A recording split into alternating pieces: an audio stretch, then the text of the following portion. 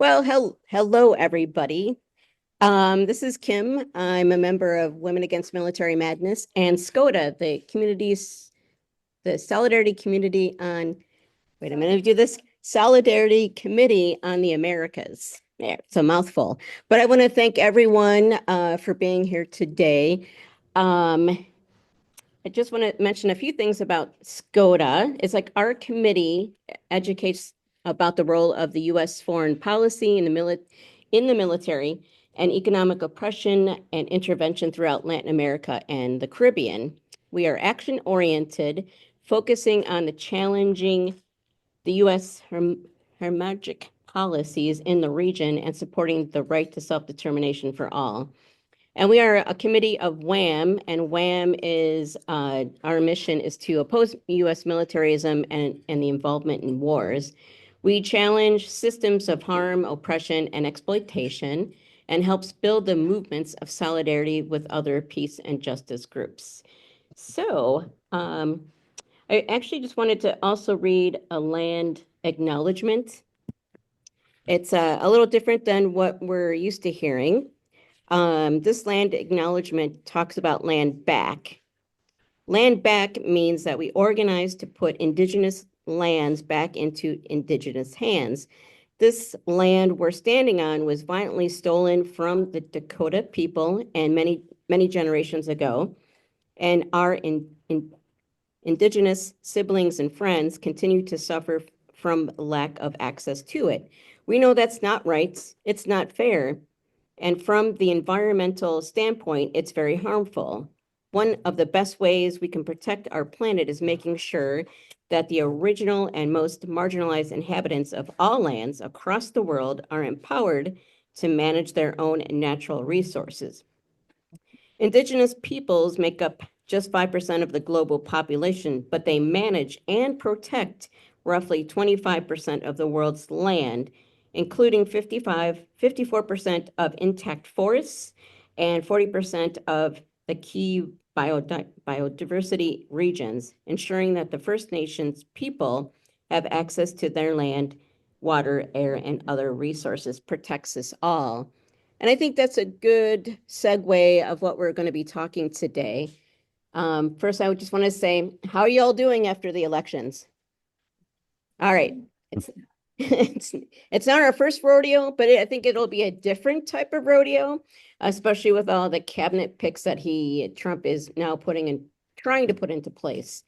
Um, for the sake of time, I just wanted to say that our work here for SCOTA, WHAM, and many other groups is not going to change. We're still going to fight back. The Democrats were very weak in their position. They wanted to sound more Republican so they can get more right-wingers on board. Obviously, that failed. What they should have done is really worked for our interests and our people's needs. So, so they didn't even try to win. And with the Republicans now in power and Trump, we know on domestic front, it's going to be worse. It didn't matter who was winning or who would win the presidency. We still have these crises. So we know that's going to be bad for us here in America. But no doubt Trump, is he going to be worse or the same on international issues? That will be an interesting question. So I want to hand it over to Simon, who will introduce himself and talk a little bit about that. Simon?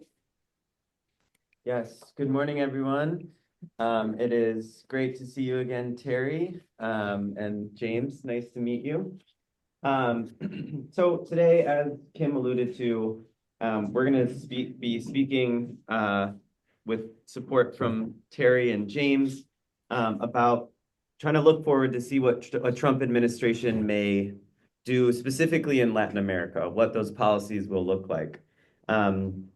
And we'll dive more into detail, but I'm sure that we can anticipate that the Trump administration will have their sights particularly set on the socialist and communist countries of Latin America, Venezuela, Cuba, Nicaragua, and frankly, most likely any country that imposes or opposes the U.S. imperial agenda, whether it's going to that opposition is going to come from Mexico or Honduras or Bolivia or Brazil. And we know that the US, their hegemony is in decline.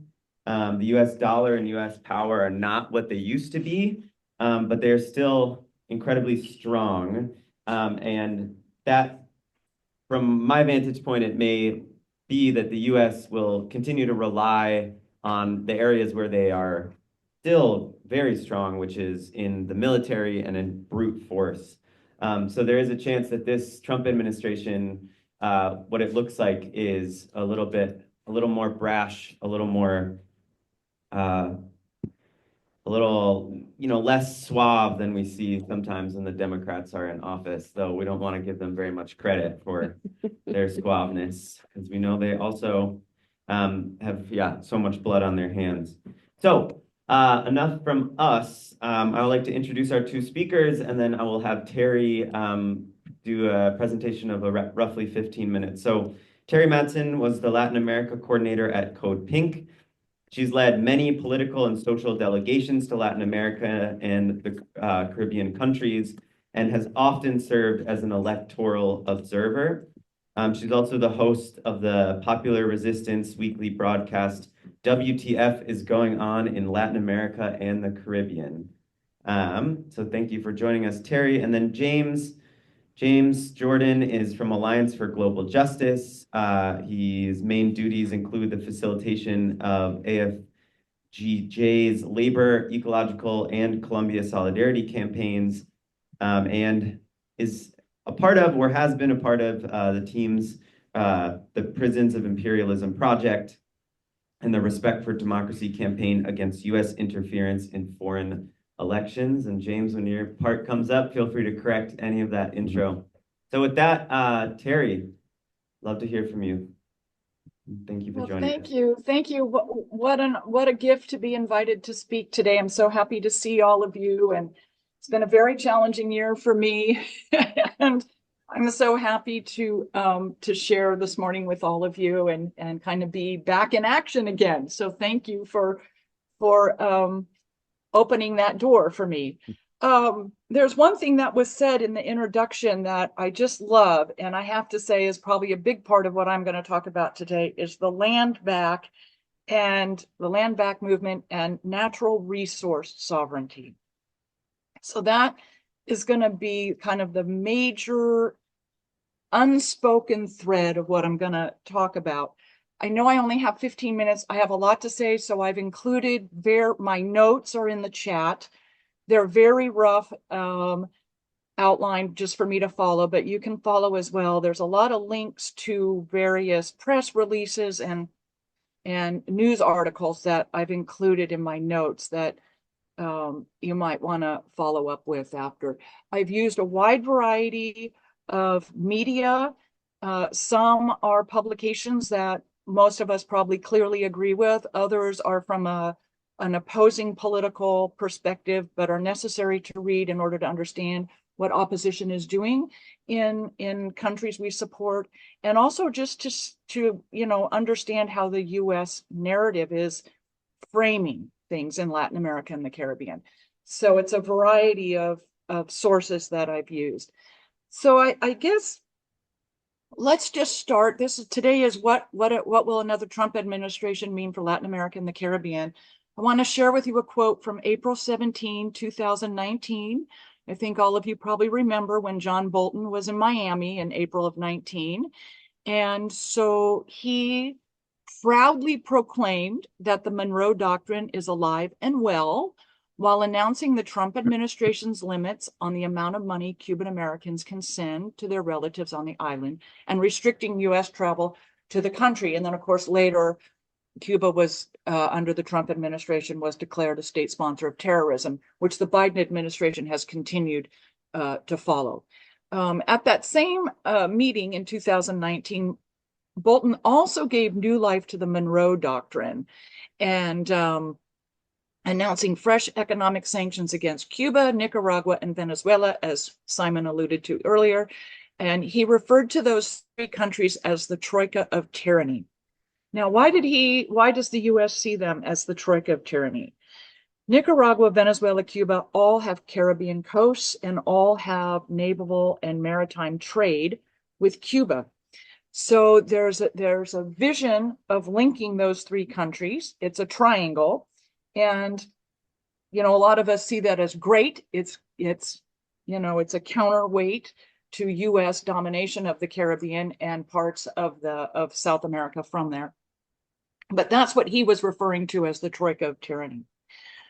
So what's happened since April of 19, since the 2020 elections? I would argue not much. I would argue it's gotten stronger, but as Simon I think he used the word suave.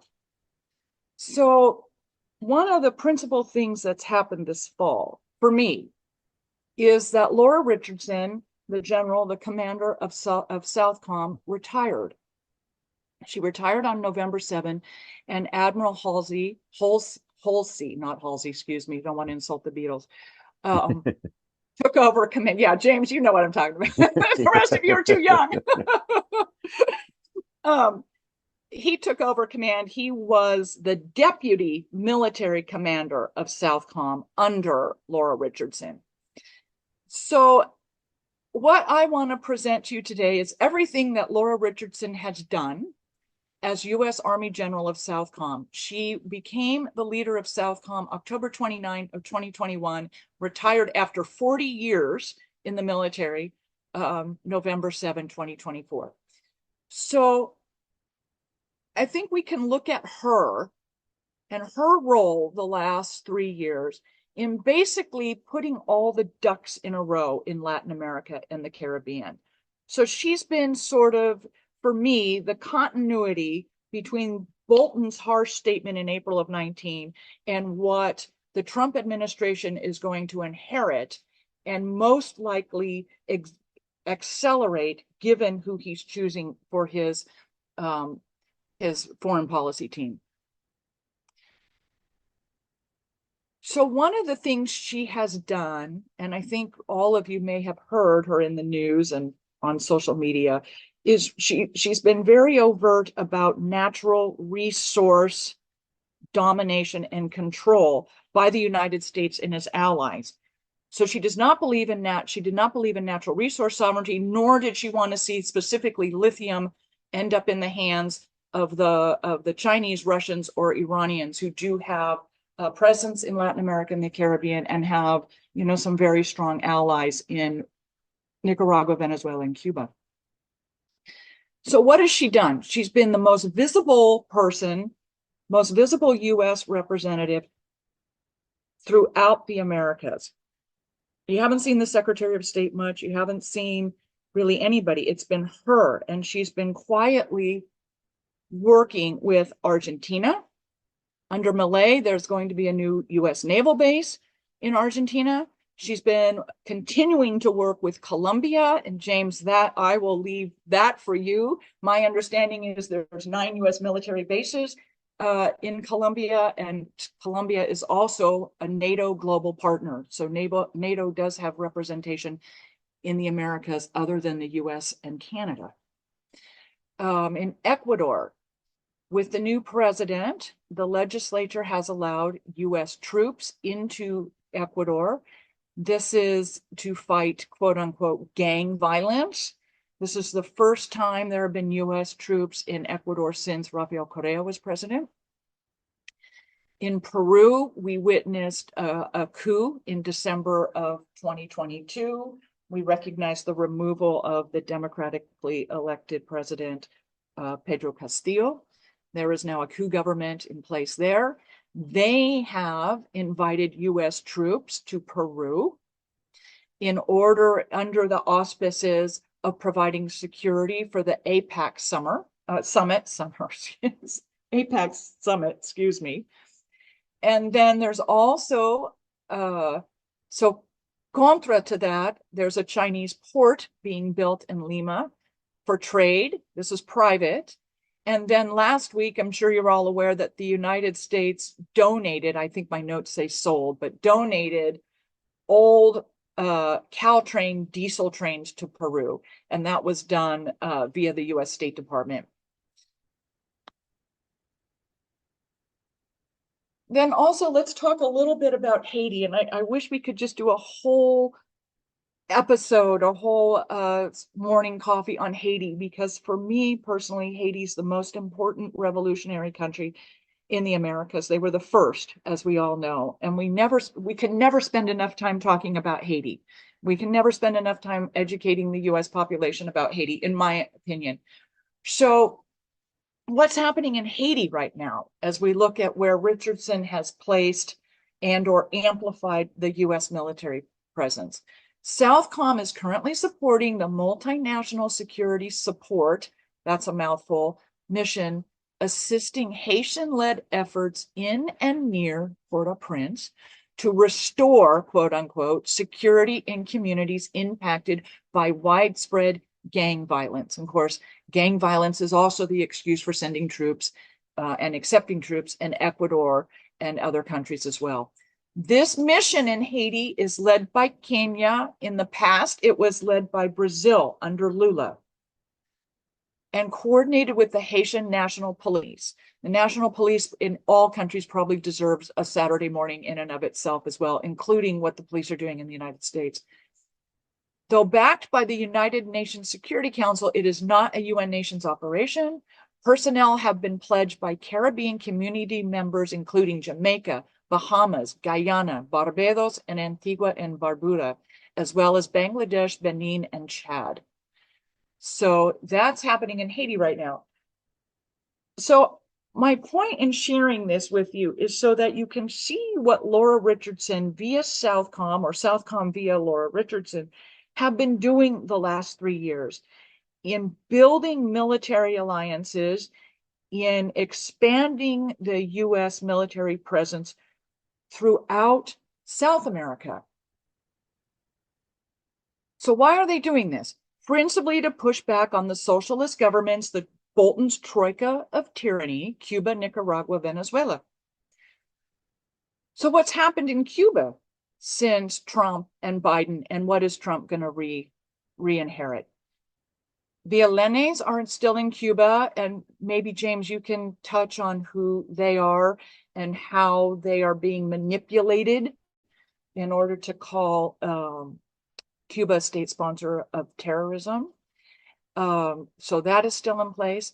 The sanctions, the blockade, it's more than sanctions. The blockade against Cuba is still in place. It is not softened in any way under Biden.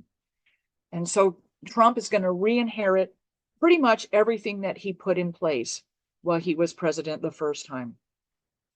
In Nicaragua, in 2021, November 10 of 2021, US Congress enacted the Renacer Act.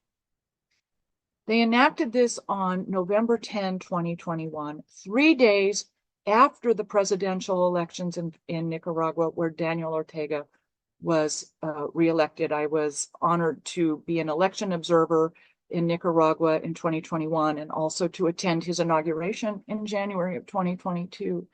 But 3 days after his reelection, the Renacer Act went into place. The Renacer Act is officially known as reinforcing Nicaragua's adherence to conditions for electoral reform. Reform Act. Renacer, by the way, in Spanish means rebirth. So this bill establishes measures to monitor, report on, and address corruption, quote unquote, and human rights, quote unquote, abuses in Nicaragua. Specifically, the bill directs U.S. leadership at international financial institutions to advocate for increased oversight with respect to any loan or financial or technical assistance for projects in Nicaragua. So this bill is an attempt to block access to international finance, international financial institutions, just as what has happened in Cuba the last 60 years, and what was one of the first things Venezuela was sanctioned against as well. Ironically, the IMF loans that Nicaragua has are out until the sanctions were placed. Those loans were outperforming the requirements of the International Monetary Fund. Nobody talks about that. They were outperforming the requirements. That's how well they were managing and investing their foreign loans. So that is just an important thing to kind of keep in the background as you hear the US talk about how poorly Nicaragua is doing. They have built new highways with that money. They have built schools and health institutions as well. The other thing that is being built, and I would argue this is why the United States wants to prevent international finance in Nicaragua. Two things they're building. They're currently building a deep water port in Bluefields, which is on the Caribbean coast of Nicaragua. If you've never been, it's worth going to. It's a fabulous Afro-Caribbean community. And the other day, Daniel Ortega re-announced blueprints for this projected interoceanic canal in Nicaragua, which would connect the Pacific Ocean to the Caribbean in Bluefields. So these are projects that are supported by the multilateral community, specifically China. And you can see what the US is trying to stop.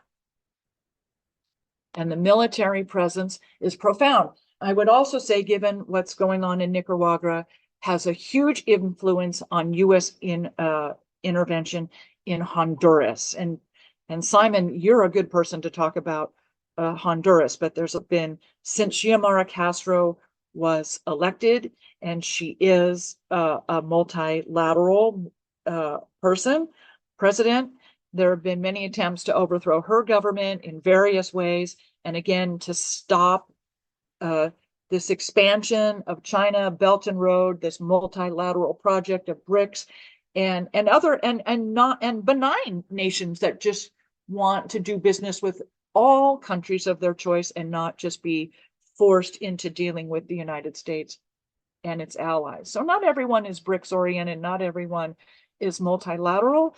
Many just want to be able to make sovereign decisions about who their trade partners are and what's going to be done with their natural resources, as in Mexico. So while we're talking about the troika of tyranny, then we have Venezuela. And we all know how heinous Trump's prior history with Venezuela was. It has not changed under Biden. It has not changed at all. And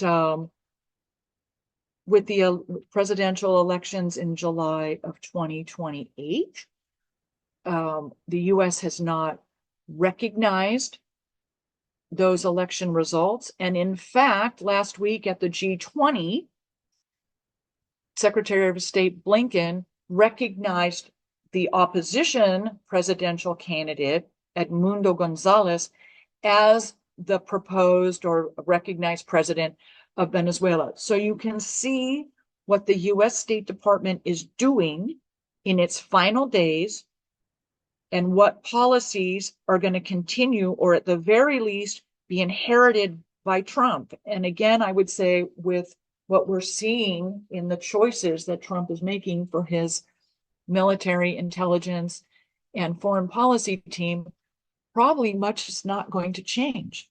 And the Biden administration is just basically setting up policy and going to pass the baton on January 20th. So what exactly is going to change? Probably not much, I fear, and it may actually accelerate under Trump. But what I'm trying to illustrate to all of you is that Trump set policy under Bolton, very severe policy. The Biden administration changed nothing. They've accelerated policy via Laura Richardson and Southcom. They've done it very quietly. They haven't done it overtly through Blinken, except last week at the G20. So there's been a lot going on through Southcom as the representative, diplomatic and military representative of the United States in the hemisphere. So what's happening elsewhere in the hemisphere? Brazil, Chile, Colombia, and Mexico have united. I have a great photo in my notes under Mexico. I think Claudia Scheinbaum posted on her Instagram account a photo of all four presidents at the G20 last week. Those four countries consider themselves to be the progressive countries of the hemisphere. So not centrist, not right-wing, but not leftist either. They are united under a progressive label. And so it's going to be very interesting to see what they do. Brazil, Chile, Colombia have not recognized Nicolas Maduro as president of Venezuela. Mexico has been waiting for the final mesas to be counted. They have a history of non-interventionism, of respecting sovereignty and respecting the constitutional processes of countries, with the exception of Haiti. I have to say that, with the exception of Haiti, Mexico has consistently been non-interventionist and has always respected the constitutional processes of nations on the planet. In my notes, you can see with Brazil, with Chile, with Colombia, all the U.S. military presence in all of those countries. And of course, we know the U.S. military presence in Mexico, specifically on the U.S.-Mexico border and the U.S. Guatemala border. But it's profound. And so those countries, my feeling is, whether they want to harshly break with the United States or not, or find some sort of détente with the United States, is going to be very, very difficult given their complicity with the U.S. military in their countries. I think the only person that ever threw the U.S. military out of his country was Rafael Correa when he was president, got rid of all the U.S. military bases in Ecuador. Of course, the U.S. military is now back in Ecuador with the new president. So let me just go through Mexico. So I'm not sure how much time I have left. I apologize. I didn't set my timer. Regarding Trump's foreign policy team, we all know Marco Rubio is his choice for Secretary of State. And, it's pretty horrifying given what, his politics towards Cuba, Nicaragua, and Venezuela, and elsewhere in the hemisphere as well. Those are probably his three top. But I've shared a really good article link written by Medea Benjamin and Nicholas Davies, 8 reasons why Marco Rubio would be a disastrous Secretary of State. I think it's really worth, it's well worth reading. And also I shared an article link addressing some of the complexities regarding Rubio's relationship and politics towards Mexico. One thing that has happened under the Biden administration, maybe it was sooner, I apologize, was the cartels being labeled terrorist organizations. And the result of that has been the Mexican cartels buying U.S. hardware on the black market in Ukraine. So being labeled terrorists by the U.S. has forced the cartels to become even more militarized to defend themselves, ironically. So that is something that's quietly happening. But if you see some of the hardware, any current photographs of what some of these cartels have, particularly in Sinaloa now, since their cartel warfare heightened with the assassination of cartel leaders earlier this year. Their hardware doesn't look any different than what you would see on military bases or on the battlefield in Ukraine or elsewhere in the world. So just to know that they're equivocating their military strength towards, the United States. What else should I mention?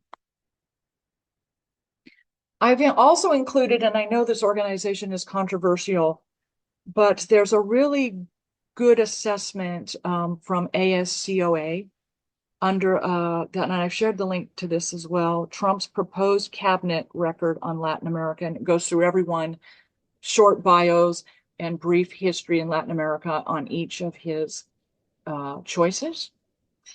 And then I guess I will just share with you in closing on a very personal note, I do not feel that legacy media is going to change much towards the hemisphere. The narrative is, if it does change at all, it's just going to get more aggressive against anything that is anti-US in the Americas. And that includes us activists as well. And yesterday, I'll just share with you this caveat. I just happened to meet a neighbor's brother-in-law. His name's Franco, and he works as a contractor with the GSA. And his contract has him moving. He is actually one of the people that moves US diplomats and military personnel. But his company actually goes in and packs up these people, their household, ships everything, and then unpacks and sets up their new house wherever they've been, restationed on the planet. He mentioned to me he's been doing this with the GSA for 16 years, and he's been doing it as private for corporations his entire career.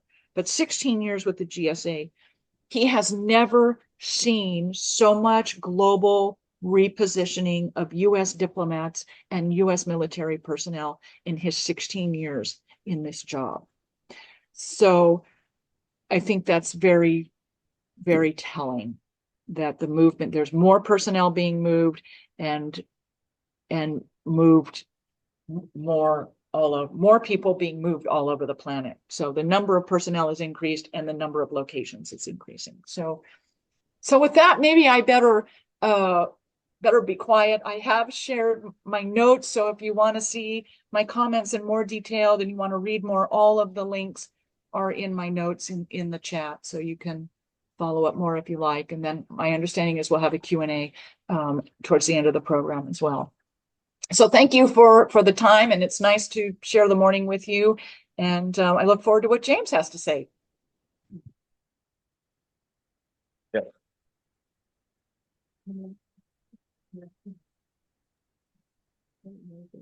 Yep, there we go. Oh, You want to start talking? okay. Well, thank you, Teri, for that. It was very informative. So next we have James Jordan. He's from the Alliance of Global Justice. And his main duties at Alliance for Global Justice are the chairing of the labor, ecological, and Colombia solidarity campaigns. And he is a part of the team for the prison imperialist project and the Respect for Democracy campaigns against the U.S. interference in foreign elections. So it's very honored to have James here to speak. So go ahead and correct anything that's not correct in the intro and take it away, James. Hi, thanks. Well, that's more or less correct. I'm involved in a lot of different things at AFGJ, and we've been going through some reshuffling. I will say that probably these days, the prison imperialism thing was a project I got started, with the support of a very actively involved intern at the time, named Nassim Chata, and then kind of passed it on for a few years while I focused on other things, and I've come back to it. It's kind of a very special baby to me, and putting a lot of time into that these days. And Colombia, for sure. This last summer,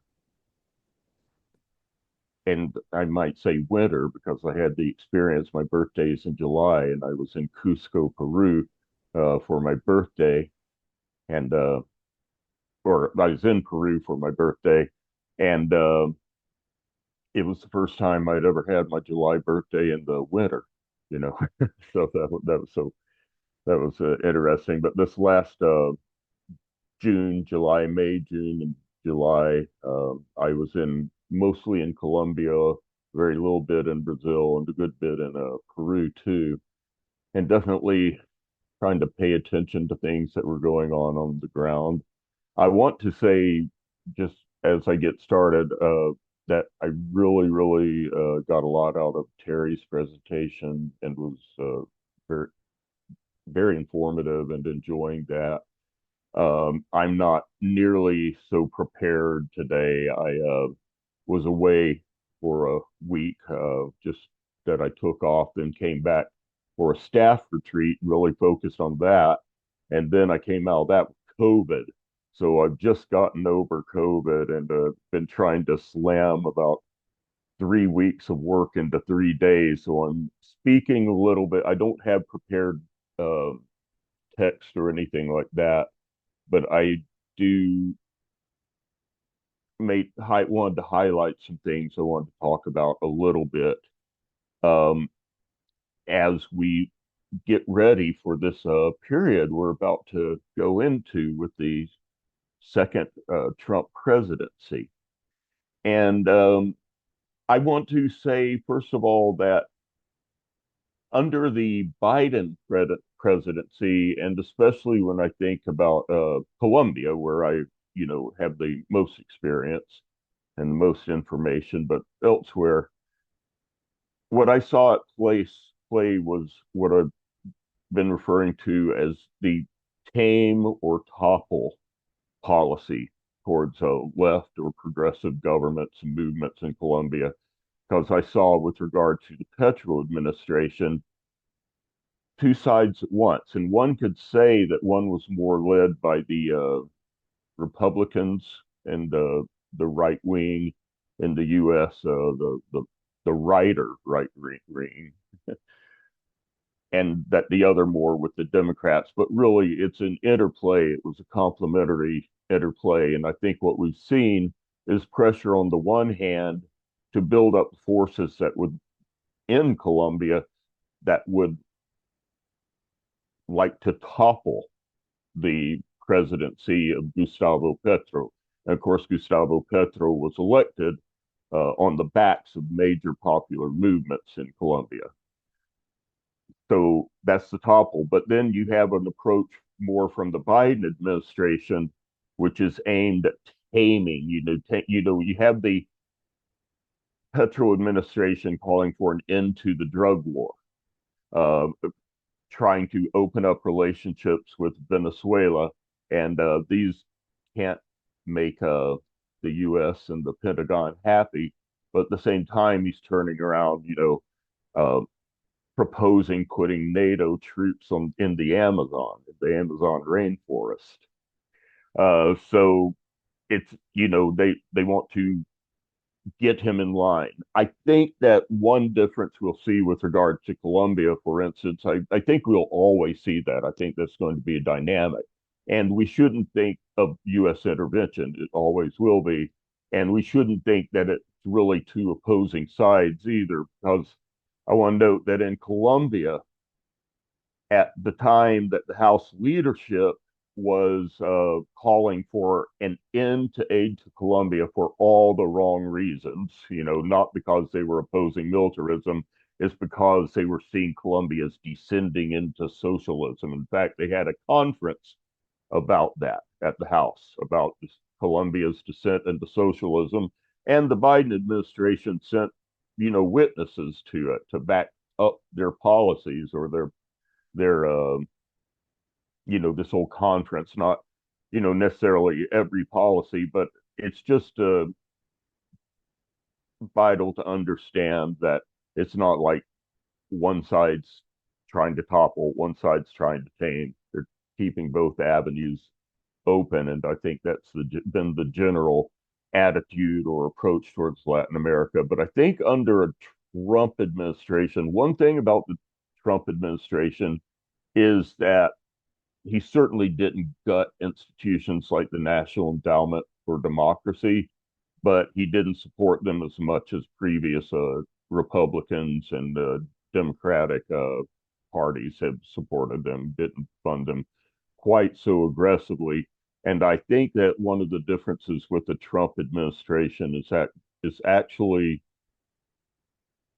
you pretty much see what you're getting. I mean, I think it's just like much more aggressive, more just out there, more laying all the cards on the table for better or worse. So I think we'll be seeing that difference. I want to talk a little bit, not just about what's happening for Trump administration, but I want to talk about what's happening for solidarity movements in general, international solidarity movements.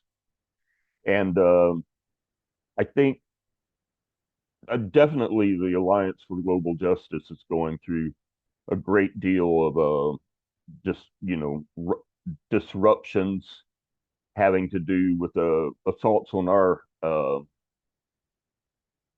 solidarity, our international solidarity work. I won't go into too much detail about that right now because it's not what I'm here to talk about, but we're very much, under the crosshairs of assaults, and trying to and deplatforming international solidarity groups. But we are certainly not alone, and we are seeing this throughout. And with regards to Latin America solidarity organizations, I think we're seeing a growing weakness, growing difficulties. And I believe that these assaults are part and parcel of the whole doctrine of hybrid war. I think that we have already, this is not something that Trump is going to bring, is it? That's been coming at us in the Biden administration. But Trump, of course, talking about internal enemies, using words like that, phrases like that. We are seeing, I don't have the quotation right here, but I've seen hybrid war described as by military people, um, framers of the whole doctrine, as being in a state of war all the time, whether or not it's hot conflict or not. And solidarity movements, you and I, have become targets of hybrid warfare. And I just talking about that because I think that right now it's so important that we consolidate our forces, that we support each other, and that we have a movement that is led by grassroots organizations like yours, not by paid staff, for organizations like mine. I definitely believe there is a place for Alliance for Global Justice, but I like to think of us and these other groups like of ours as servants to a grassroots-led movement and as being there to support what you are doing. And I think that is more important than ever, to just to stay strong and to realize that you are the heart of a movement that is international, and that we are targets of war, and that's part of the upcoming age of the hybrid war. I remember in 2014, I was in Peru, and I was speaking at a conference there leading up to the COP20 conference on talks about climate change as part of the alternative events going on there. And this was as Black Lives Matter, that movement was really being born. We had seen, the Occupy was coming about or had come about. 2014 was when Michael Brown was killed in Ferguson. There was this huge, you know, uproar in the streets against that uprising. And I remember they wanted me to talk about the U.S. and what's going on in the U.S. and U.S. policies towards Latin America. And I was saying that one thing in the United States and across the hemisphere, across the world, we most definitely were going to see major changes. That the U.S., the whole world was either going to take a strong turn to the left or a strong turn towards fascism. And I said, internationally, or in terms of Latin America, I've always felt like Mexico, Colombia, and Peru are like the spine of the empire in many ways of militarism. And I said, when Mexico, Colombia, Peru change, the whole thing changes. And I think that's I mean, there's other countries we can put in there too, but these have been firm pieces of the U.S. empire, and we've seen powerful movements in the streets that have propelled forward popular governments that have been overthrown in Peru, that are in danger or constantly under this tame or topple pressure in like Colombia. And in Mexico, for all, I certainly have my criticisms of Morena and the government of Mexico. It absolutely and for sure. However, that is a progressive government that its backing by the people seems to be holding firm. Of course, the U.S. is working every day to undermine that too, and I think we'll see much more direct confrontation under Trump. But I think things will be on the above board. And one thing about Trump, he likes to talk. So maybe they who knows what talks can lead to. But it's interesting in Mexico. It's the right and a U.S. supported right is gearing up constantly to grab what footholds they can find against that progressive government. I know, like in Nuevo Laredo, um, in that there's a movement for secession, a right wing kind of neoliberal movement for secession from Mexico, and I mean, we can't discount things like that, even if they seem like far off. It's indicative of the kind of those seeds of discord that are being sown. But I think in a lot of ways, our solidarity with Mexico needs to be emphasized more than ever against U.S. attacks. And I'm not talking about a lot of times solidarity with Mexico and Mexicans always begins at the border, but it has to begin, well before the border, with the whole country. Um, I do, though. I think these attacks, we of course the blockades, the pressure on Venezuela and Cuba are going to be stronger than ever. I think the pressures, like again, Terry was talking about Chile, Brazil, Mexico, Colombia. It's much more fluid situations, and definitely none of these countries have found enabled independence from the United States, but they're nevertheless are moving in progressive directions. And the most important thing about them aren't the governments, but the popular movements that enabled their elections in the first place. Um, and I think that the United States, I mean, I know the U.S., for instance, in terms of labor, the U.S. has been pouring unprecedented levels of funding into trying to influence labor unions throughout Latin America. Especially, I'm seeing that towards Colombia, having to do with Colombia, Venezuela, Brazil, Peru, Ecuador, um, just millions of dollars. And Mexico too. The Solidarity Center, for instance, which is a wing of the National Endowment for Democracy and associated with the AFL-CIO. I mean, they've always supported some very progressive activities. But for instance, one of the main guys from Mexico um, that is representing them now in the work there was for years, he's fluent in Mandarin, for years was stationed in China, and he was in a Haiti part of the time at the time the coup was going down against Aristide. So it's interesting to see how these tendrils come together. I think with regards to Colombia and other countries, especially when looking at Colombia, the idea of Marco Rubio as Secretary of State is pretty portentous. I would say that Rubio is one of the people allied with the right wing House leadership um, that really has gone after Petro, and that has supported those trying to bring him down through lawfare or any means necessary.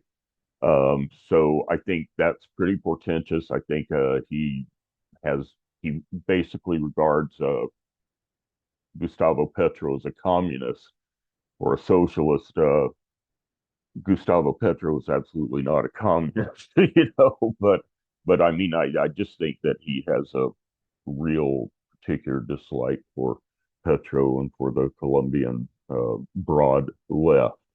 And I think we have to worry about that. However, I also, it's like Terry says, how much of change are, how much change will there really be between a Trump and a Biden administration? Because with regards to Petro, when he was elected, we had to remember that even before he was elected, under Biden administration, DEA agents were going in there trying to entrap him and bring down his campaign before he was elected, setting up this entrapment. So the tame and topple has always been there. Um, I'm very concerned. It's important. I try to make this point with regards to the Alliance for Global Justice that our uh, solidarity is with people's movements, not with governments. There are definitely people's governments, but those people's governments always have to be answerable to, propelled by, and indeed challenged by people in the streets.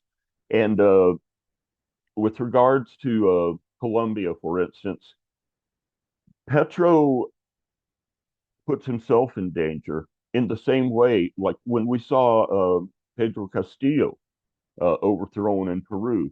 What had he done before he was overthrown? He had divorced himself from his base. He had cut his ties with his base. Petro is not that bad. I don't think he's cut his ties with his base, but he's held some of the most important elements of it at arm's length. And it is very important. I don't see how Petro or any government can stand against the onslaughts of the United States if it is not backed by a popular movement. And I think that for us in the United States, when we look at the US, I mean, I know I'm kind of going all over the place. I didn't have notes, but I am, definitely the South America, Latin America, China are really more than, especially with regards to trade, these are where the front lines of the global conflicts between like the US with China, with Russia.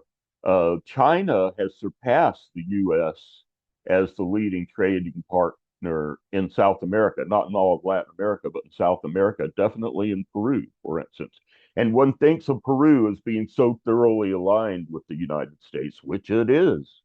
But the cracks in that shell are happening all all around, and it's not necessarily on political lines. But I think the United States. I just want to say, I don't have time. I was going to talk about Brazil. So much is going on in Brazil that I wanted to mention. I was going to talk about several other places that I wanted to, just touch on. But I do think that the and Terry touched on this. The U.S. is a an empire in decline. And Terry you didn't touch it. It was central to her presentation about resource autonomy, the legacy of Laura Richardson. And of course, this is what we're seeing right now. And Latin America has a third of the world's freshwater resources. So many other mineral resources. The largest oil deposits in Venezuela, oil deposits people want to tap in the Amazon rainforest, so many, resources that are at play. And of course, it's also the place that is leading in biodiversity loss and wildlife population depletion, like far more than any other part of the world right now. It it's leading. Latin America's where by far most of the assassinations of eco defenders are happening. This is all about resource. And the United States, again, Terry talked about this, an empire in decline, but what propels it? What is its strength? Its strength is its military dominance.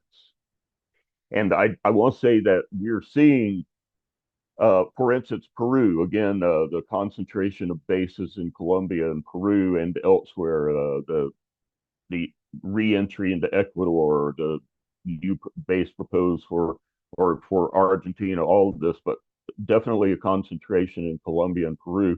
But there's another thing that's going on so much. We're seeing the growth of NATO, and this is something Petro, we need to challenge Petro to like, hey, maybe don't send them to the Amazon, But we see the growth of NATO, unprecedented NATO exercises a while back in the Caribbean. But what we're also seeing are all these exercises in rapid deployment, uh, held in the name of humanitarian and disaster relief. But these things, like Amazon Log 17, the let's see, Resolute, Sentinel, that some of these exercises, they focus on rapid deployment, and this rapid deployment basically is like a kind of a who needs a base when you can throw up a base, overnight. That's what, these exercises are a lot about. Of course, they won't both, but I think we're going to be seeing more and more of that. We have to pay attention to that. And we have to the international struggle. I spoke last week about what the elections mean on a program in Peru. And I was saying, the US is an empire in decline, but it is an empire, and it's a belligerent empire. And the struggle for democracy and for real democracy in the United States, I said it has to be an international struggle because it's an international struggle to end empire. And I'll just close like I've said many, many times. I love my country, but I hate my empire. Thanks.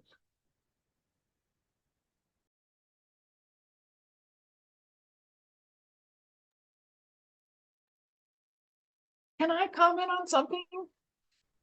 Yeah, absolutely. Because I love, James, I love that your work is so focused on social movement building, and solidarity. That is the key in this moment. And our lack of having that in the United States, in my opinion, is why we have failed in being able to change how our government functions and what political parties we have and don't have. In the movement building is just crucial, and it is what changed the government in Mexico. Morena was a social movement before it launched a party, and that launch came into a party in 2006 after the massive presidential electoral fraud that prevented AMLO from winning in that year. And we also saw it, Simon, you and I saw it with Partido Libre and its coalition in Honduras in November of 2021. The movement building is just so crucial, and I wish we would talk more about it in the US, and I wish we would do something with it and not just talk. It is the change, and it has to be international as well. And then I just want to make one kind of throwback to my initial presentation about the land back movement and natural resources. We saw throughout the hemisphere of the Americas, including the United States, presidential elections and legislative elections beginning in Bolivia in October of 2020, all through 21, 22, Venezuela, Nicaragua, Honduras, Argentina, Colombia, Chile, pretty much everywhere, up to tomorrow in Uruguay. And what happened, and I was really, really fortunate to be invited as an international election observer to almost all countries to observe. And I would say, from from October of 2020 and through tomorrow, people have voted for national sovereignty and natural resource sovereignty. So that started in 2020. When was Laura Richardson placed as the commander of Southcom? October of 2021. Once the United States started seeing the results of these hemispheric elections, which have been pretty much slowed down at this point. But for me, that was what we witnessed. And that I just go back to that comment on land back and the land back movement, because it is so about sovereignty, national resource sovereignty, national sovereignty and natural resource sovereignty. So anyway, when we saw the nationalization of lithium in Mexico, March of 2022, just to throw that in there. Anyway, thank you, James. I love your work. You're always so inspiring. Well, thank you, and same back at you. Thank you both. So yeah, and James, I really appreciate that framework of topple and tame. And I was trying to think of a good metaphor for it, because maybe it's a seesaw, they kind of press on one side or the other, but I couldn't think of some mechanism where you can actually just slam both levers at the same time, which we see happen as well. So it sounds like both of you have kind of distinguished in different ways these blocks of, like, there's the more red, what Bolton called the like troika of tyranny, Venezuela, Nicaragua, and Cuba. And then there's like this progressive block of Colombia, Mexico, Chile, Brazil. And so I'm curious to hear from both of you. Have there been, especially in light of Trump's election, have there been motions towards like increased solidarity between the governments of those countries? And we've seen efforts in regional integration in the past, but I'm curious like what the tone is between like the more socialist red countries and then these more progressive, and then we could include like Bolivia and Honduras as well. But as we think of like how Latin America is going to resist a second Trump administration, I'm wondering have there been signals towards that from those countries, or what that might look like? I'm going to share, I think if I can, share a link from my talk from the G20. Oh, let me try this again. It's a photograph of Claudia Sheinbaum with Petro, Lula, and Boric, and then also a photo with comments of her with President Biden. And those are on her Instagram account. I'm going to put those in the chat if I can. Mexico's got a really tough song and dance with the United States because of that 3,000-mile border that we share. And that is always going to influence policy, period, between the two countries. That's just the, geography involved.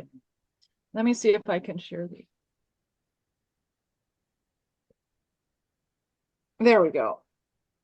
I would also say, if you don't know much about Mexico, following AMLO's Twitter or X account is really good, and Claudia's as well. And she has continued the morning mañaneras. AMLO every morning at 7 a.m. was giving a press conference. Every single morning he got up, well, 5 days a week, Monday through Friday, got up in front of the nation, no matter where he was, and took questions, talked policy, said, what they did great the day before, what didn't work the day before, and got out in front of the legacy media every single morning. Claudia has continued to do that. Her talks are at 7:30 every morning, and you can watch those on her Twitter, her live Twitter feed every morning. So yeah, I was able to share those two links if you want to just see.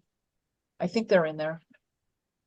I don't know if the live audience can see that because they're in the Zoom chat. We can share it later. Okay. Well, I was curious about your take. I mean, it I've actually I'm trying to learn Portuguese, so I every morning I wake up and watch the news from Brazil and see what I can follow of it.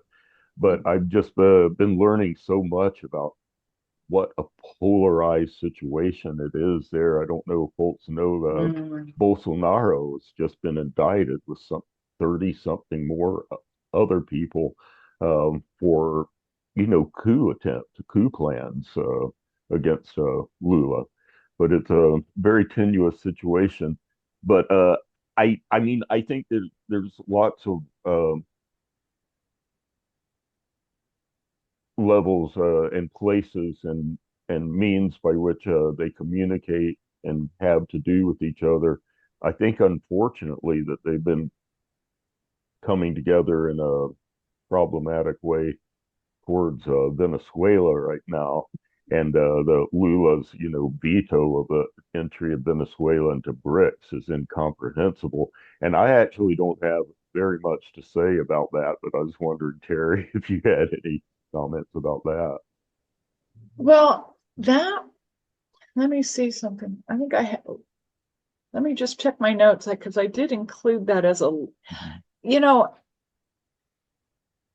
I don't know what that was about.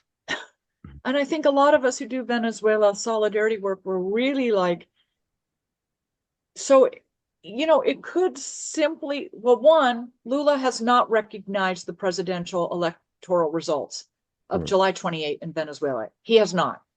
And so that's a part of the veto. It's like, who's the president of Venezuela right now? Also, I think in a very political manner, he wants Brazil to remain strong within BRICS and to be the dominant BRICS representative in Latin America. And that's, and I guess you could say that's selfish, but it also may be simply looking out after the best interests of the economic, growth development of his own country.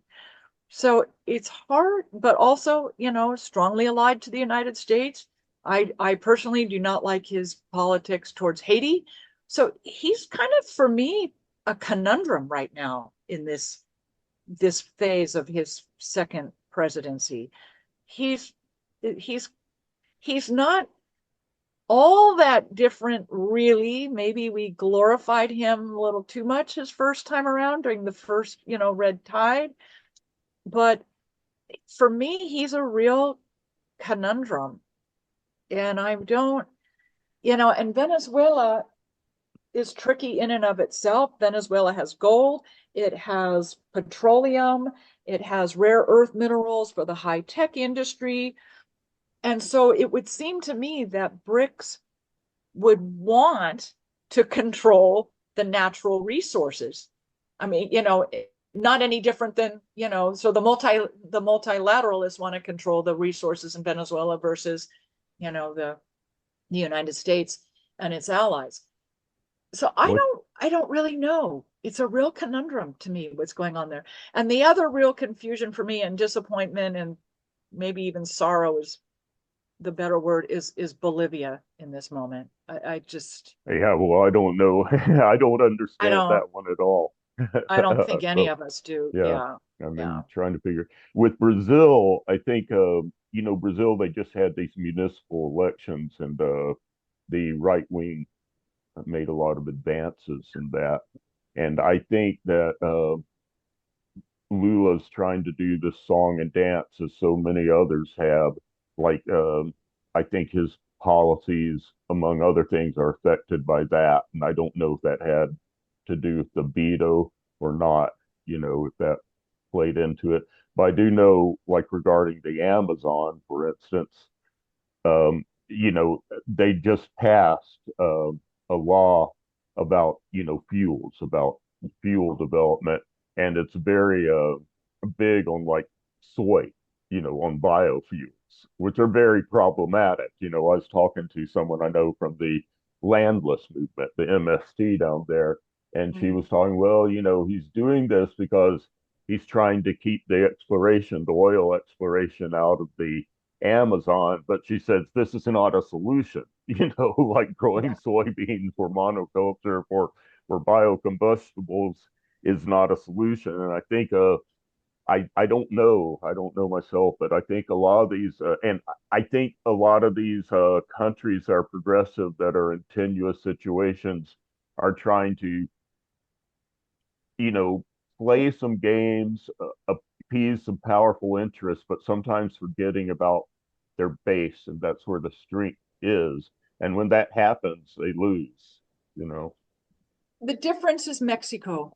Mhm. Mexico. I think we don't, it's interesting to me that those of us left of center, progressive and leftists in the United States, we tend to not look at Mexico and look south for progressive and leftist movements. We kind of hop right over Mexico and go Guatemala south, Mhm. Caribbean south. And we don't take a deep enough and slow enough and profound enough look at Mexico. Mexico's government has a significant base underneath it. It came out of a movement, the party Morena came out of a movement that is a social movement that is the party's base. It is huge and it is loyal. Has a lot of factions in it, for sure, but AMLO and now Claudia, and I would argue the base is even stronger for Claudia now. People have really embraced, men, women, multi-generation have really embraced her as a new face for Mexico, a woman, a 62-year-old woman who is an environmentalist and a Nobel Peace Prize winner, former mayor of the third largest city in the world. People have really embraced her as like this next link from AMLO to take Mexico into the future. She is the most powerful woman, at least politically speaking, and she also is commander-in-chief of the military in the Americas right now. And I don't think we can talk enough about Mexico. But James, you're so good at constantly talking about movement building, base building, solidarity movement. And Claudia has, in this moment, she has that. And it is the difference between Claudia in Mexico, Petro in Colombia, Lula in Brazil, and Boric in Chile. She actually has the power of her people under her and loyal to her for now. Let's hope that power remains. Yeah, for now at least. It's very strong, but she's just in the first days of her presidency too. So, but it is the difference. And you're so good at constantly bringing that. It is the difference between whether you have electoral power is one thing, electoral power, having won an election is one thing, but being able to do something with that power is completely different. And when you have the population behind you pushing, from below for you to make change, the government can't ignore you. That is so true. So thank you for that. And before we start with questions from the audience, Skoda, we have a donation can that I believe Sarah will pass around here in person. Feel free to give as much as you can. We want to keep this type of work up. And as James said, we have to keep united. So unfortunately, it costs money. So we really appreciate any kind of donations. And we also, you can go to the WHAM website and click on the donation link and contribute from there. So thank you so much and go ahead. Hi, can you hear me? Yes. I think you might have to talk over. Oh, Okay.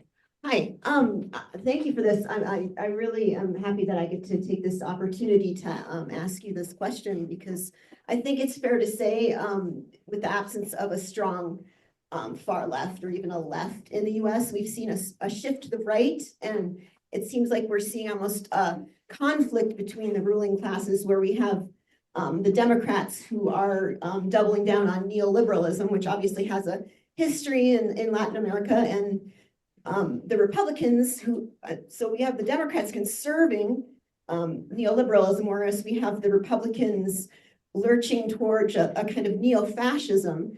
And I think one thing that represents this is, if you guys remember Reagan's speech when he announced the Let's Make America Great Again campaign, he said very blatantly that what makes America great is immigration and unions.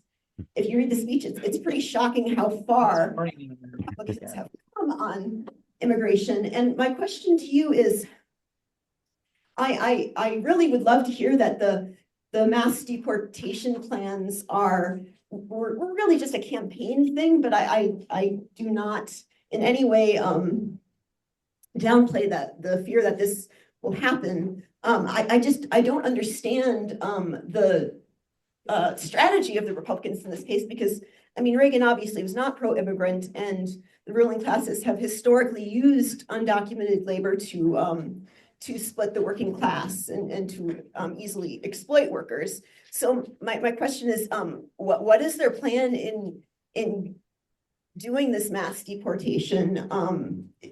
That seems almost impossible to pull off. And if I can, I want to give a plug to the North Star movement, which is trying to make Minnesota a sanctuary state for immigrants, and it did not pass, but we're still working hard for that. So if you can, please check that out. But yeah, if you have any idea what their strategy is, how they're going to get any countries to actually accept all these people, or what we can do to stop it, I would be very interested in your thoughts. Thank you. Oh, wow. Well, so, you mentioned the Reagan's, this was, it's morning in America was Reagan's 1984 campaign slogan. Prouder, stronger, better. It's morning in America. That was his re-election campaign slogan.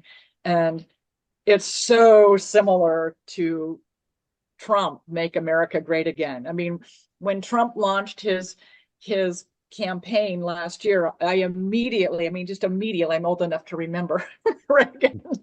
And I immediately went to that 1984. It's like, oh, it's morning in American. It's like the same thing. What's changed? Nothing. Nothing's changed since Reagan was president. No matter how we vote, we get the same economy, we get the same foreign policy, we get the same military policy.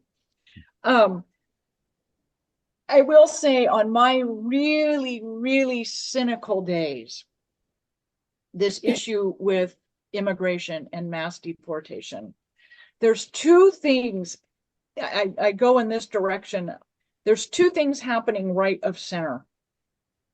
The fear of the population decline in the United States, which could be amplified to say the fear of Western nations declining population. That includes Europe, all of Europe.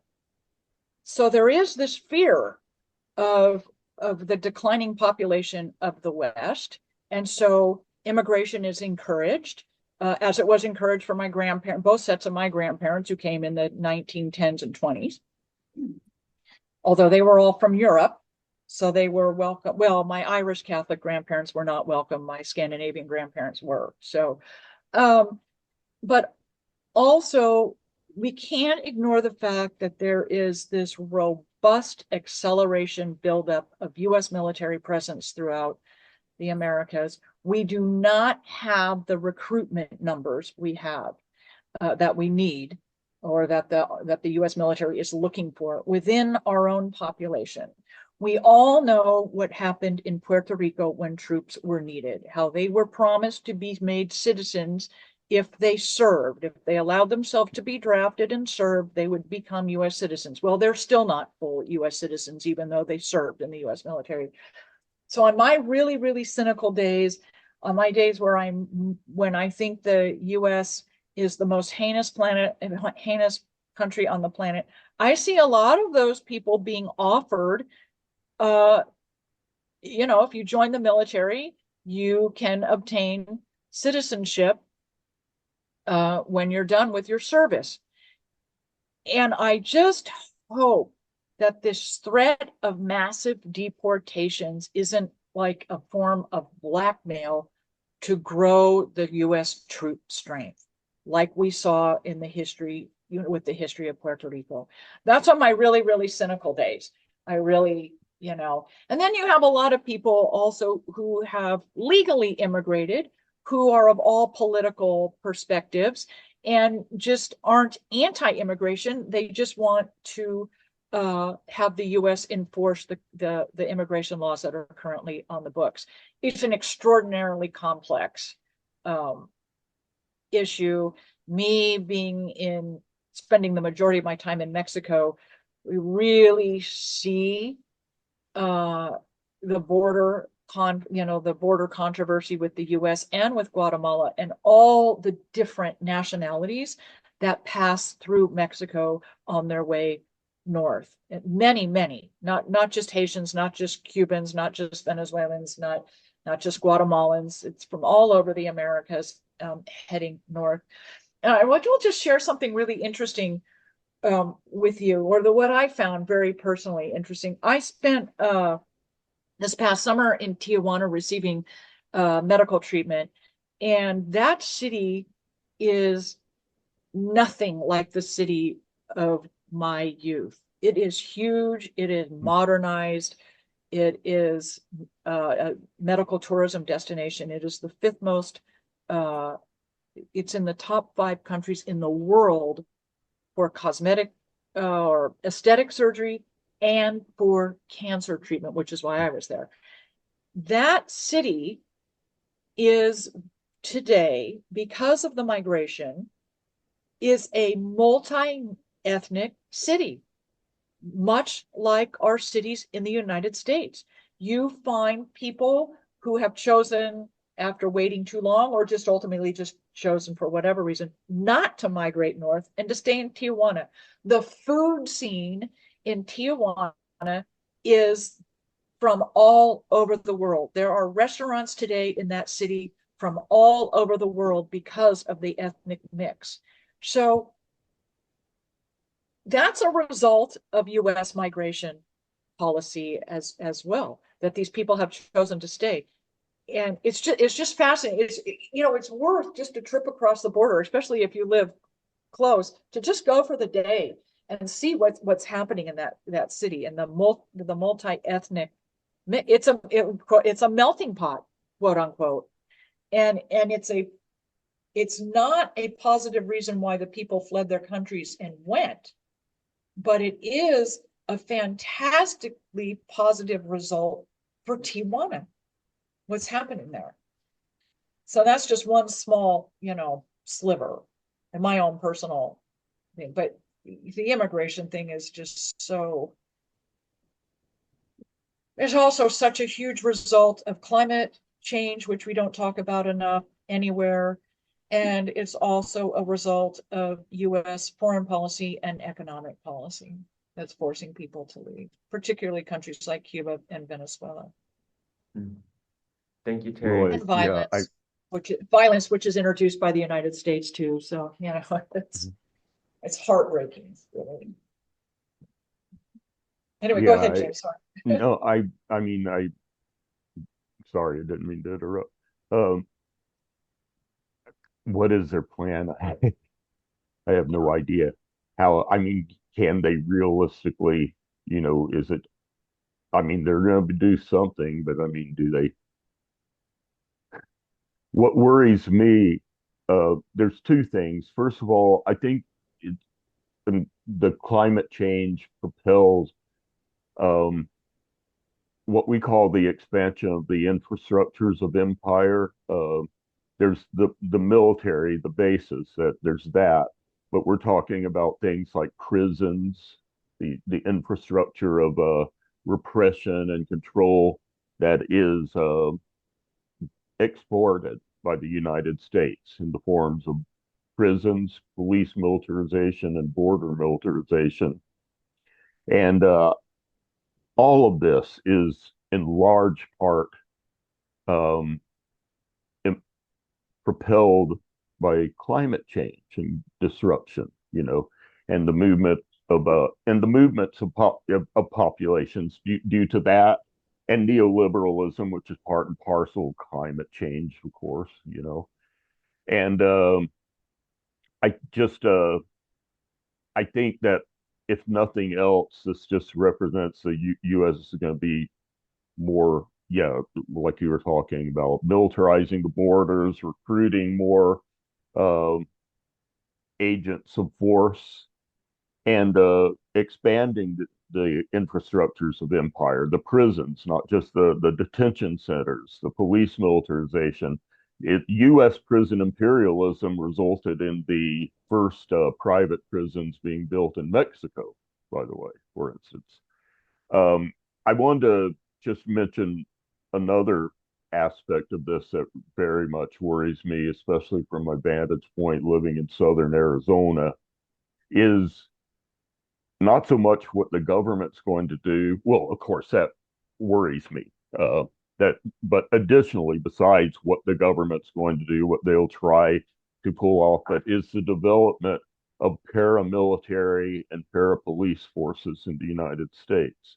Because I remember when they passed like SB 1070, the anti-immigrant law here in Arizona, 10 years ago, over 10 years ago, it accompanied both before and afterwards, this buildup of the Minutemen and different groups going down and patrolling the border and violating people's rights, and in some cases, leading to confrontations and deaths. The militarization of the border, leading to more people dying in the desert, because we're, immigration, of course, we benefit from immigrations being here. I mean, it's a legacy of indentured servitude and slavery, the workers. And that's part of the reason of keeping immigration, considering it a crime, repressing immigrants, is to keep a cheap labor force without rights.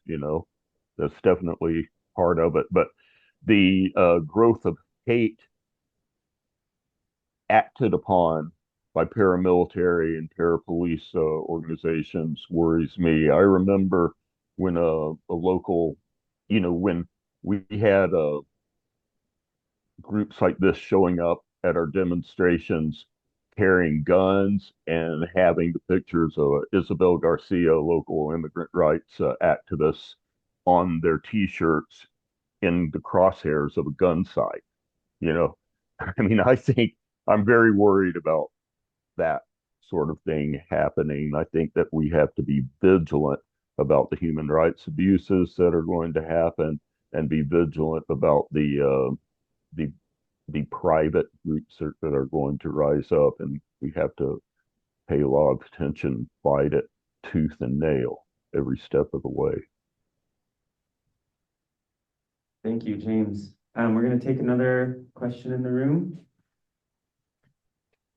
Yeah, I'm interested in how the left frames the narrative to fight against the empire. And specifically, can we use the topics such as drain the swamp, corruption, corporate control, wasteful spending in that narrative, the kind of issues that were brought up by the Trump campaign or the right wing? Let's try this. We'll take two questions at once, so then your speakers can reply together. No, you're great there. Yep. Breaking news: China will build a canal across Nicaragua and come to the aid of Cuba. How long will it take them to get there? And what will the United States do in retaliation? And by the way, China is a major producer of phosphorus on the planet. That's for fertilizer. Thank you, Peter. Teri and James, do you want to respond to either of those questions / comment? Well, I guess I would say regarding Trump and draining the swamp, and I think those are all, really great PR words for campaigning. I really see what's going on with Trump as two different factions of the US business oligarchy fighting each other. And you have one system that's in there now that we call the deep state or whatever you want to call it, that those business people who have been in power since the end of, now this is my take, okay, I don't since the end of World War II, and they use all the government infrastructure to pursue their business interests globally, including the grabbing of natural resources. And they do that by, by changing governments in favor of the US business practices, et cetera. And they're principally financially based. And so for them, having a strong US dollar and having the SWIFT banking system all controlling, the majority of global trade, they can do this hybrid warfare through sanctions regime. Then you have the oligarchy, people like Trump. They're from a different business sector. And they want to structure the government in favor of them, of themselves. So I see this more of two different factions of the US oligarchy, business oligarchy, fighting with each other. And then regarding the canal in Nicaragua, this is not the first time, it's not the second time, it's not the third, it's not the fourth time that this canal has been part of the Nicaraguan narrative and infrastructure project. It's been around for at least probably about 50 years. It comes and goes. It's particularly strong right now, given how strong China has become. And there is, in my notes, there is a link to an article about that. Also, Daniel Ortega's press release last week, he offered China a new route, which is less controversial to some factions within the Nicaraguan population. And that it's inevitable that that's going to happen. The deep water port in Bluefields on the Caribbean coast of Nicaragua is under construction, and that is going to receive ships within the Caribbean, but it's also going to be, the end point of the transoceanic canal. That canal will be water and dry, so it'll be water and rail that connects the Pacific over to Bluefields on the Caribbean. You mentioned fertilizer. Fertilizer has been a problem. Accessing fertilizer has been a problem since everything in Ukraine exploded. Ukraine and Russia both used to export fertilizer globally, and fewer nations have the volume of fertilizer available. In Mexico, when AMLO was president, he started building 3 fertilizer plants for domestic production and use only. So it's not to be exported, the fertilizer that they create in Mexico. This is a food sovereignty issue. So again, we're talking about national sovereignty. With the fertilizer, it is a food sovereignty issue for every nation on the planet. Who controls the food, who controls the fertilizer, who controls the food, who controls the fertilizer is ultimately controlling food production as well on the planet. So that's I think it's important that you raise that. We don't, I mean, it's a really kind of under the table thing, but fertilizer is a big deal and having access to it. So I would argue, yes, that part of that canal project and the deep water port in Nicaragua is about getting fertilizer to Cuba. Venezuela too, by the way, was it, James, a Colombian company, Matamoros, that had the fertilized contract with Venezuela to provide agricultural chemicals to Venezuela. I think it was in 2014, 15, that company was sanctioned by the United States Treasury, so they can't sell I didn't know their about product. that. Yeah, I think it's a Colombian, Matamoros or something it's called. I'll look it up. But again, it was a matter of controlling agricultural chemicals, fertilizers into Venezuela, sanctioning that company from doing business with Venezuela so that it stymies their food production. It stymies their food sovereignty. So food being used as a weapon. Yeah, thank you. I think with the regarding the narrative against empire, you mentioned waste of resources, and I think that is our narrative to a large extent, that the empire robs the people to pay for its adventures, for its wars. And I think we have to keep hitting on that again and again and helping people realize how the things that we want, the rights, the democracy that we want, we can never have as long as we're an empire wasting our resources to, you know, bring profits home to the rich and the wealthy. I think we just have to keep hitting at that point again and again, and also connecting it with the fact of the global world we live in. Our struggles are less and less. Our workers' struggles, for instance, are becoming less and less nationally based and more internationally based because of the internationalization of corporations. So we have to show how, I remember a few years back, we had an international demonstration against Grupo Mexico, the mining company, because we had contract negotiations and strikes and different things going on where it had operations in the United States, Mexico, and Peru. So we had a trinational week of actions demonstration. And I think we had to do more and more and connecting that with the idea of empire, our own rights. As for China, Latin America, the canal is something that we have divided opinions on in AFGJ. But what I will say is that it's just one piece of a bigger puzzle, and that is that the United States is losing ground. It's lost ground and it's losing ground and cannot compete economically with China and with what it offers, with what it offers to the countries that it deals with, which does not include military interventionism, But what will the U.S. do in retaliation? I don't Nothing new, more of the same. It's already doing what it does in retaliation. It's already pouring loads of money. For instance, there's NED grants that have just to do with countering China's influence in Venezuela, for instance, things like that.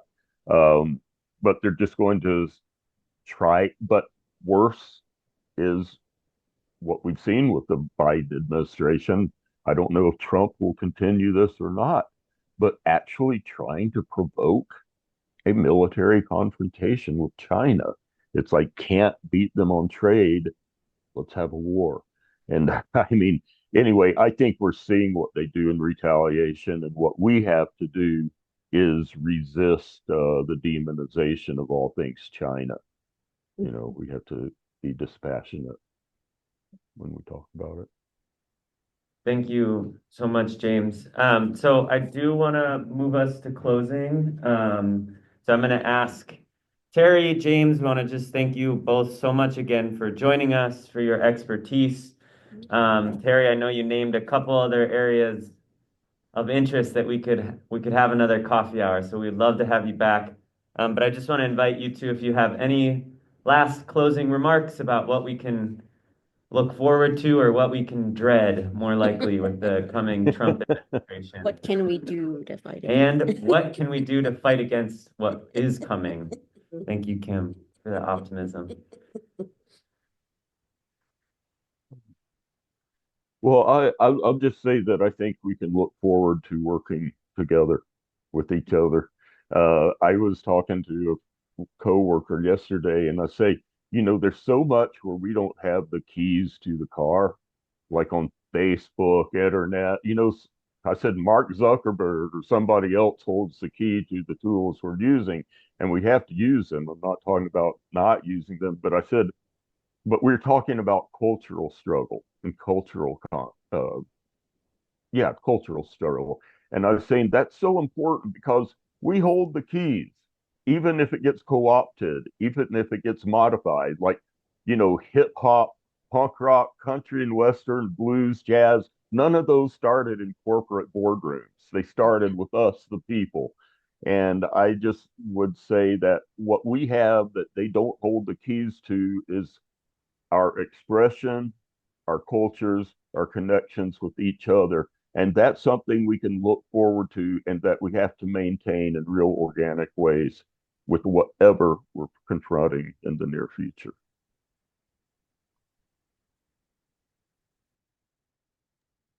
No, I totally agree with that. And it's movement building, movement building, movement building, and building that base that gets so strong and so large, it can't be ruptured, or at least not ruptured easily. And one of the things I think in the US that we need to get better at is learning to work together and saying, my organization has this mission statement, yours has that. They're all different for viable reasons, but we need to find those 1, 2, 3, 4 things where we all overlap and work on that, and leave the other things for our respective individual organizations. There is a movement to be built in the US. We can do it. I think the majority of us want to. So we have to stop tripping over our own shoelaces and make it happen. It is possible. I truly, truly believe that. And I think this next Trump administration is going to force the issue. And we just have to get on with it. We can do it.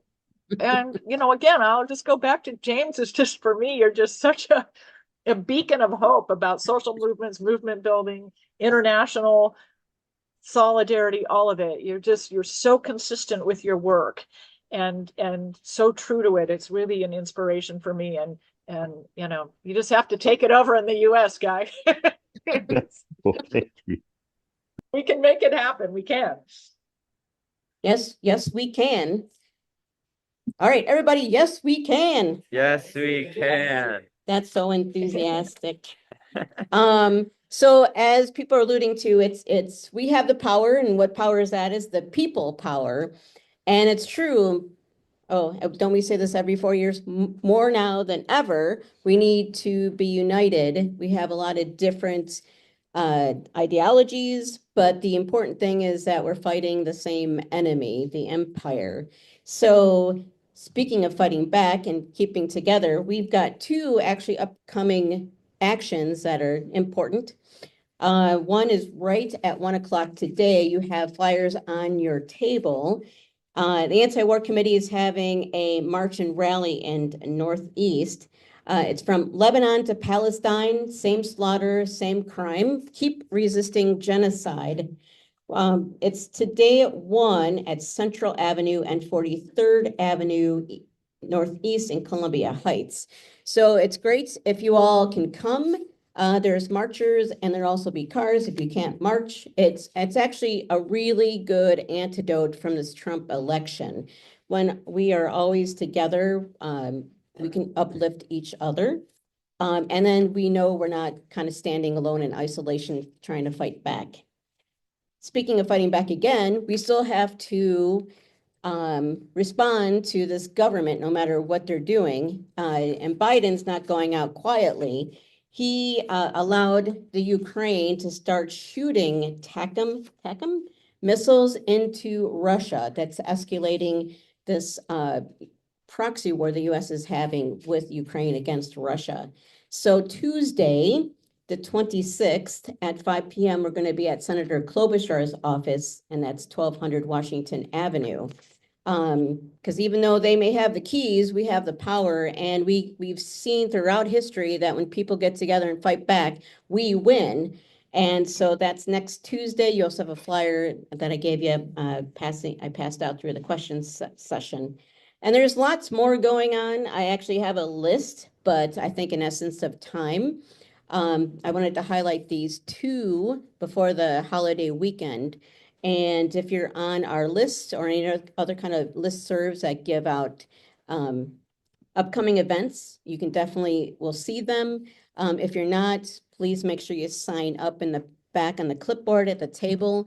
Please take all the information, get your friends out and your family members, because it's, you know, I don't want to, it's going to be a rough ride. However, we've been through this before and our ancestors have shown also being through really bad stuff that we actually come out ahead when we are together.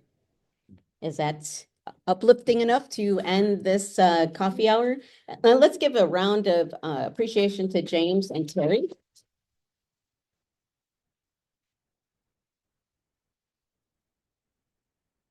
All right. Louder. Jamás será vencido. El pueblo unido jamás será vencido. Thank you both so much again for joining us, and thank you to everyone in this room. One last quick thing. Teri, you had put your notes in the chat. Is it okay if we email those out to folks? Seems like Oh, you were yeah, willing of to course, share they're those. very rough. They're just basically my talking points, but some of the article and social media links might be, you know, helpful. Okay. So, Yeah, and then we I can, also did in the chat put a link to the Code Pink trip to Cuba in January of 2025. All right, and James, you can do that too, or just email us and we'll get that information out.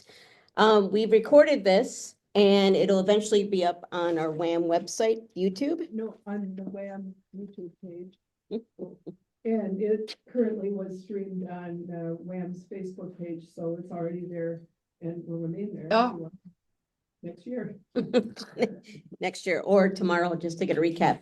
And also to eventually go up on the WHAM YouTube page. Yeah. So and you can go to the WHAM YouTube page. It has lots of our other coffee hour videos.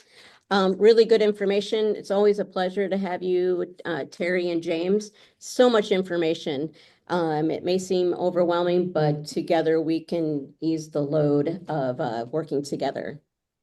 Okay, thank you again. Thanks for having us. Okay, thank you. Thanks again. Have a good weekend. You too. And what I wanted to say was, you know, that her people were deported a lot. Mexicans going to Mexico, US citizens. And I heard on Democracy Now! About Operation Wetback. Yeah. And frankly, I know John Foster Dulles was the news. Did you watch it? Eisenhower invaded Iran, overthrew the first step. Now, I thought we would, can we save this? But anyway, the Iran that was killed, like, Right. nobody realized that. I mean, we do that all. Yeah. Yeah. Yeah. Because I can't hear very well.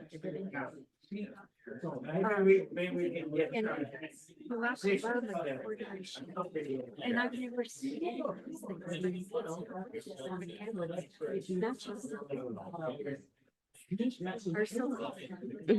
Yeah. Yeah. And it's a good point of like the US makes like destabilizes countries and makes monsters that then things that they view as monsters, but it's like you're the one who did it. And I also want to speak